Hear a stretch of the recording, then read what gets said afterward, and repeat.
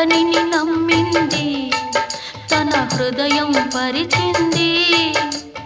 ఆ తరువాతే తెలిసింది ఆ మనిషి పెద్ద పులని, తను బలి అయిపోతినని. ఆ లేడి గుండె కోట నా గాథకు శ్రీకారం, నే పలికే ప్రతి మాట స్త్రీ జాతికి సందేశం.